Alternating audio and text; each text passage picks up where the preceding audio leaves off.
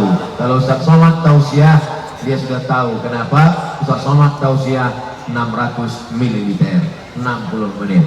Dia pakai poin-poin 1, 2, 3, 4, 5.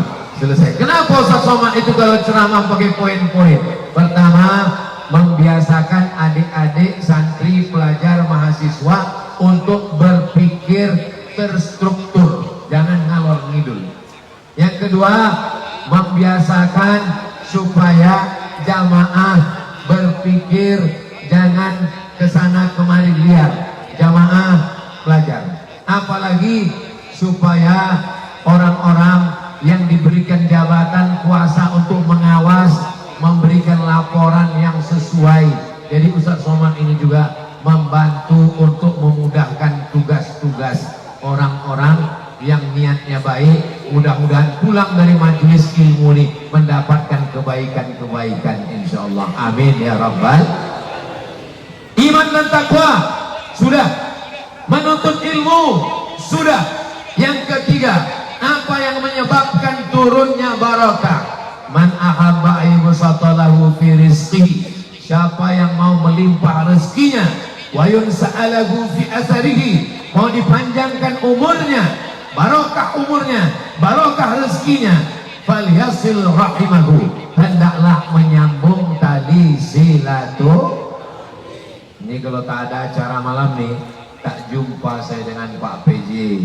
Pak PJ datang dari Nangro, Aceh Darussalam. Ustadz Somad datang dari bumi Lancang Kuning. Berjumpanya di Bangka Belitung. Mudah-mudahan sebagaimana kita berkumpul di Bangka Belitung, berkumpul pula kita di surga Jannatul Firdaus. Dr. Zuhair datang dari Palestina, Ustadz Somad datang dari Pulau Sumatera, berjumpa di Bangka Belitung. Ini silaturahim. Semua yang hadir ini insya Allah panjang umur, murah rezeki. Yang tak hadir, tak tahu lah ya. Insya Allah kita doakan panjang umur juga, murah rezekinya insya Allah. Saudara yang dimuliakan Allah Subhanahu wa ta'ala, Nabi kalau berjanji datangnya dari Allah, dan Allah itu kalau berjanji innaka la tukhliful, Allah tidak akan ingkar janji. Kalau kau bersilaturahim, panjang umurnya, murah rezekimu. Rezeki selalu diartikan orang duit. Kalau tidak ada duit, tidak ada rezeki. Padahal punya kawan yang baik, rezeki. Punya istri solihah, rezeki. Punya sahabat yang mengingatkan tentang sholat, rezeki. Punya kawan yang mengingatkan pengajian, rezeki. Bro, nanti malam kau datang pengajian, ada duta besar Palestina, ada Ustadz Somad, ada Pak PJ, ada Pak PJ Bupati. Ayo insya Allah kita datang.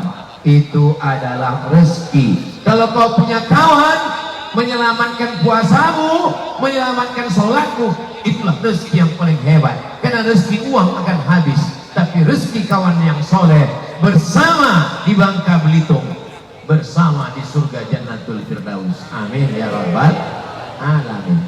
Kawan saya ini Pak Ustadz 4 orang. Yang depan kalau saya berkawan sama dia tinggal sholat saya. Yang belakang kalau saya berkawan sama dia, ini puasa baru 3 hari, kita tak jumpa. Kalau jumpa sama dia batal juga lagi Pak Ustadz. Saya makan sahur Pak Ustadz, tapi siang dibawakannya pula soto Medan Pak Ustadz. Kawan-kawan begini mudah-mudahan dapat hidayah. Allahumma hdi qaumi fa innahum la ya'lamun. Berikan dia hidayah ya Allah. Walaupun tarawihnya 30 malam, witirnya 30 malam, khatam Quran, salat tak tinggal, tapi kalau putus silaturahim, la yadkhulul jannah, tidak masuk surga. Qati'ur rahim, orang yang memutus tali silaturahim. Dengan bersilaturahim dengan duta besar Palestina itu sama dengan bersilaturahim dengan satu negara Palestina, karena beliau adalah perwakilan dari negaranya. Kalau tuan pergi ke Makkah, jangan lupa membawa, lupa pula Pak. Kalau tuan pergi ke Makkah, jangan lupa membawa es Bandung. Sudah lama Ustaz Abdul Somad ceramah, belum pernah yang ada sama seperti yang di Bangka Belitung. Saya sudah tausiah dari ujung ke ujung negeri ini. Baru inilah satu majelis dengan duta besar Palestina di Bangka Belitung. Allahu Akbar. Saya di mana-mana penggalangan dana untuk Palestina, di mana-mana bicara tentang Palestina. Tapi yang mempertemukan saya, menyambungkan silaturahim saya dengan orang Palestina, duta besar Palestina, baru di Bangka Belitung menjadi saksinya, insya Allah. Mudah-mudahan dengan menyambung silaturahim setiap hari Jumat, Ustaz Somad menyebut Palestina ketika sedang berdoa, Allahumma ansur ikhwanana al-mujahidina fi Palestin. Ya Allah, tolong saudara kami yang sedang teraniaya di Palestina. Menggelegar suara Ustaz Somad waktu khutbah. Di atas mimbar berapi-api, jamaah di bawah berair-air. Hari ini bukan sekedar cerita Palestina, tapi langsung duta besar Palestina.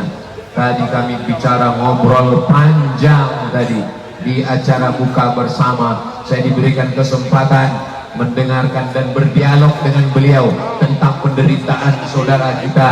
Menyambung silaturahim tidak hanya sekedar berjumpa bertatap muka, tapi menonton berita saudara kita Palestina di televisi, video-video pendek, itu mesti menggugah perasaan kita. Tontonkan di ruang tamu.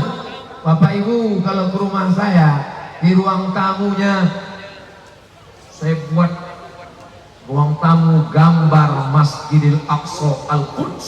Supaya apa? Setiap tamu yang datang, yang tak pernah peduli dengan Palestina, yang tidak pernah merasa bagian dari Palestina, yang merasa Palestina bukan urusan kita, paling tidak selama dia bertamu ke rumah kita, ditengoknya, oh ini Masjid Raya Riau ya Pak Ustaz, itu Palestina bodoh, makanya kau perhatikan. Paling tidak biji mata pernah melihat Palestina. Kenapa? Karena kita nanti akan ditanya di padang mahsyar. Salahuddin Al-Ayyubi membebaskan Palestina, Umar bin Khattab membebaskan Palestina. Engkau, apa yang kau lakukan? Tapi kami ini kan cuma ibu rumah tangga Pak Ustaz. Ibu yang membesarkan anak-anak, ibu sampaikan ke anak ibu, kau mesti menolong Palestina. 9 bulan 10 hari kau kulahirkan, aku ingin kau menjadi mujahid fisabilillah. Allahu Akbar. Tapi saya tidak setuju kalau besok semua anak muda ini berangkat ke Palestina. Karena kita tidak punya wajib militer, kita tidak punya kekuatan ketentaraan, kita tidak pernah latihan militer. Beda sama orang Turki, wamil wajib militer. Beda sama orang Mesir, wajib militer. Kita pramuka, itu pun sering cabut. Tapi kalau sudah hebat, militer. Dan bagaimana kita menolong Palestina yang kaya raya? Kirimkan. 2 hari yang lalu saya dapat kiriman video saudara kita di Palestina mendapat gandum jatuh ke tanah, diciumnya tanah itu, meleleh air matanya. Gandum, anak kecil meninggal. Kata-kata tak lagi bisa mewakili bagaimana cerita tentang saudara kita Palestina. Dari mulai saya kecil melihat bagaimana Presiden Yasir Arafat, dari kecil lagi biji mata saya menonton berita itu, sampailah udah setua ini, sampailah udah umur 27 tahun ini udah. Dari mulai TV itu bekaki dulu di kampung, 4 TV kaki, sampai sekarang TV itu kena amputasi, menempel aja udah di dinding. Beritanya tetap berita yang sama, bendera Palestina. Ini rasa-rasa di Palestina kita ini sekarang, bendera Palestina. Allahu Akbar. Saudara yang dimuliakan Allah, pemerintah Republik Indonesia mengirimkan bantuan secara resmi tolong lembaga-lembaga datang bekerja sama dengan kedutaan besar, lembaga resmi, maka insya Allah sampai kepada saudara kita yang bisa mengirimkan uang, kirimkan untuk beli selimut musim dingin menggigil anak-anak Palestina. Yang tak bisa kirimkan uang, maka kirimkanlah doa. Doa pun tak mau mengirimkan, dikasih Allah hidup yang tenang, diberikan Allah rezeki, berdoa untuk Palestina pun tak mau. Ini kan keliling Bangka Belitung, ini kan air laut kan. Nah, jadi kalau ada orang Bangka Belitung ini tak mau mendoakan Palestina, bawalah di ke laut. Maksud Pak Ustadz, kalau ada ikan hiu kasihan. Ikan hiu kalau udah buka puasa, ini ada kolaknya. Saudara yang dimuliakan Allah Subhanahu wa taala, la yu'minu ahadukum, kamu tidak beriman. Kalaupun beriman, imanmu tidak diakui. Kalaupun beriman, imanmu tak sempurna. Hatta yuhibba li akhihi, sampai kau sayang kepada saudaramu di Palestina. Ma yuhibbu li nafsihi, sama dengan sayang pada diri sendiri. Kita ini dengan orang Palestina ini bersaudara atau tidak, Bu? Bersaudara atau tidak, Pak? Mereka orang Arab, kita Arab maklum. Mereka orang Arab, kita Arab cemas. Apa hubungan kita sama mereka? Kita Melayu, mereka orang Arab. Kita sama-sama la ilaha illallah Muhammadur. Apakah semua di Palestina itu orang Islam? Tidak. Ada Kristen Ortodok, ada Katolik, ada Protestan. Karena di sana mereka meyakini Nabi Isa, maka Palestina tidak hanya orang Islam. Lalu bagaimana kita menyikapinya? Untuk peduli masalah Palestina tidak perlu jadi orang Islam, cukup jadi manusia. Tak perlu jadi orang Islam, tak perlu jadi Muslim, tak perlu jadi orang Indonesia, cukup jadi manusia saja. Kalau manusia engkau, maka insya Allah peduli pada Palestina. Kalau kau manusia, peduli pada Palestina. Berarti kalau tak peduli pada Palestina, berarti hantu. Saudara yang dimuliakan Allah Subhanahu wa taala, man yassara an mu'sirin, siapa yang memudahkan urusan saudaranya, yassarallahu anhu yaumal qiyamah, dimudahkan Allah urusannya pada hari kiamat. Man farraja an muslimin kurbatan min kurabid dunya, siapa yang melepaskan kesulitan saudaranya di Palestina, farrajallahu anhu kurbatan min kurabi yaumil qiyamah, dimudahkan Allah baginya setiap kesulitan huru hara pada hari kiamat. Saya Abdul Somad tidak penguasa, saya bukan jenderal yang bisa mengirim tentara, saya bukan penguasa yang punya tanda tangan, tapi saya masih punya suara. Selama suara masih menggelegar, saya tak akan pernah berhenti menyuarakan Palestina. Selama masih ada orang ramai, saya akan tetap cerita tentang Palestina. Selama tangan masih bisa mengangkat doa, saya akan tetap berdoa kepada Allah Subhanahu wa ta'ala. Tak ada yang sulit bagi Allah. Innama amruhu ila arada syai'an ayakuna lahu kun. Kenapa Allah tidak mengirimkan tayran ababil ketika pasukan Abraha mau menghancurkan Ka'bah?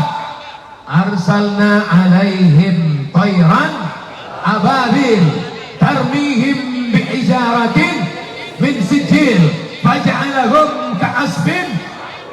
Mana tayran ababil? Kenapa tak dikirimkan Allah? Orang yang putus asa berkata begitu. Katanya Allah itu maha hebat, katanya Allah maha kuasa, kenapa tak dikirimkannya tayran ababil untuk menghancurkan Israel? Saya pun pernah bertanya seperti itu ke guru saya di Al-Azhar Mesir. Syekh, kenapa Allah tidak mengirimkan ababil untuk meluluh lantakkan tentara Netanyahu, tentara Israel? Kenapa? Senyum Syekh di Al-Azhar. Apa kata mereka? Kata Syekh Muhammad Jibril, guru tafsir kami, kata beliau, dulu Abdul Somad Allah mengirimkan tayran ababil karena tidak ada orang beriman, tidak ada orang yang menolong menyelamatkan Ka'bah. Sekarang umat Islam lebih 1 miliar. Allah ingin melihat siapa yang berjihad, siapa yang mati syahid, siapa yang berikhtiar, siapa yang berusaha di antara umat yang berkata la ilaha illallah Muhammadur Rasulullah sallallahu alaihi wasallam. Kita akan diminta, kita akan dituntut tanggung jawab di hadapan Allah Subhanahu wa taala. Semua duit-duit yang dikirim ini akan dikirimkan melalui lembaga resmi, insya Allah sampai kepada saudara kita di Palestina. Amin. Ibu-ibu yang tak bisa mengasih duit, masukkan cincin, gelang, rantai kalau ada.